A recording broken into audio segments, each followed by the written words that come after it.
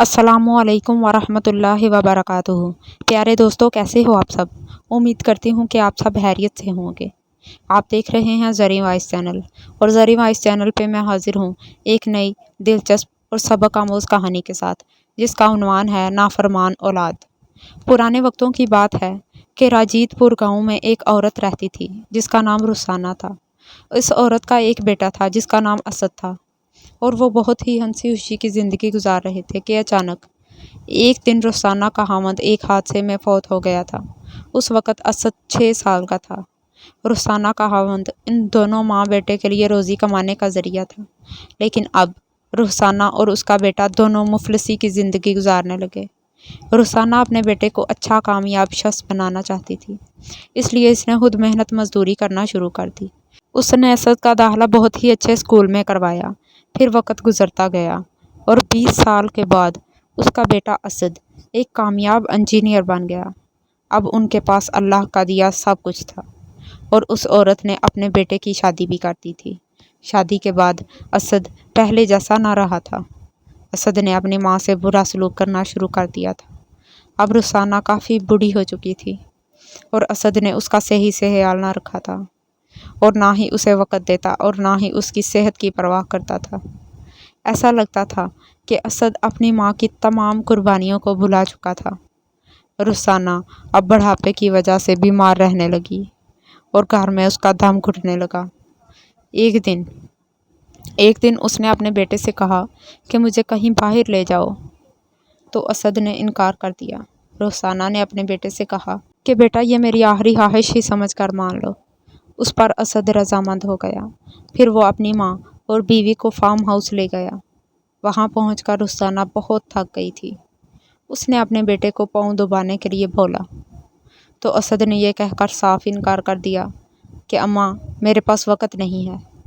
रात का एक पहर था और रुखसाना की तबीयत बहुत ख़राब हो गई थी। उसने अपने बेटे को आवाज़ें दी, मगर उसके बेटे ने नींद में सुनी अनसुनी कर दी। रुखसाना मर गई और असद को खबर तक न हुई। उतने में असद की बीवी आवाज़ें देती है कि मेरे सर में बहुत दर्द हो रहा है। असद फ़ौरन भाग कर गया और उसके सर को दबाने लगा। उसी लम्हे वो देखता है कि कमरे में बाहर की तरफ बहुत ही तेज़ रोशनी दिखाई दे रही है और फिर वो रोशनी मुख्तलिफ अतराफ में बढ़ जाती है।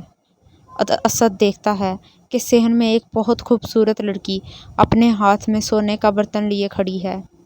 असद ने कहा, तुम कौन हो और यहाँ पर क्या कर रही हो?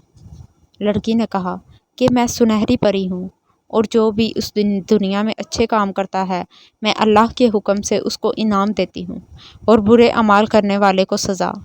परी ने कहा कि असद, तुमने अपनी माँ की खिदमत करने में गफलत की है। क्या तुम्हें अपनी माँ की तमाम कुर्बानियाँ याद नहीं हैं?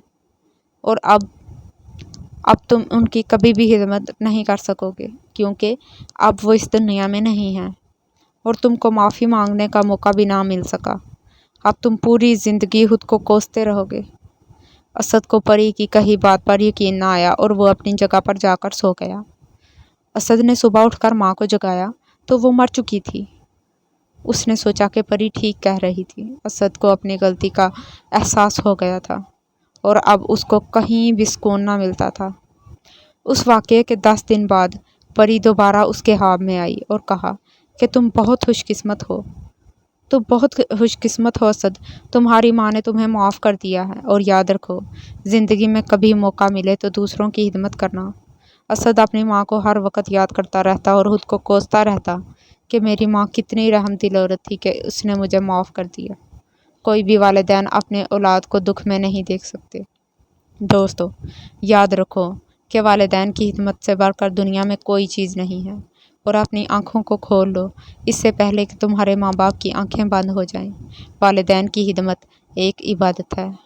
मज़ीद अच्छी कहानियाँ सुनने के लिए मेरे चैनल को लाइक करें, सब्सक्राइब करें, बेल आइकन को दबाना ना भूलें।